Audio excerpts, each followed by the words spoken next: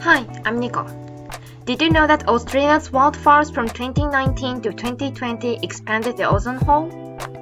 It seems that the smoke from those wildfires reacted chemically with the ozone and broke it down. It is still unknown how exactly the wildfire smoke and the ozone interact because there are so many kinds of compounds in smoke. Still, it sounds like a major problem to me because the breakdown of ozone means that we're going to be exposed to strong UV rays, which increases the risks of skin damage, cancer, and eye problems like cataracts. Climate change is expected to increase the frequency and the severity of wildfires, which suggests that the ozone destruction is going to accelerate. I hope we become able to somehow prevent the wildfires from destroying the ozone layer. On a separate note, I've been wondering why ozone holes always form over Antarctica. You know, when CFC made an ozone hole, it was over Antarctica.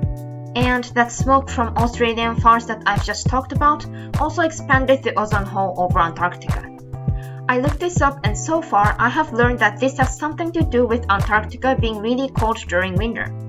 According to what I read, in Antarctica during winter, the air gets really cold because it almost doesn't get any sunlight at all, which results in the formation of something called polar vortex, which leads to the accumulation of various kinds of substances like CFCs and smoke from wildfires in the atmosphere over Antarctica.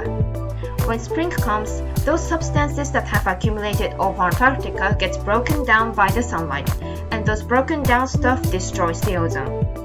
Although I got the general idea, I didn't really understand this completely. For instance, how does cold air lead to the formation of polar vortex?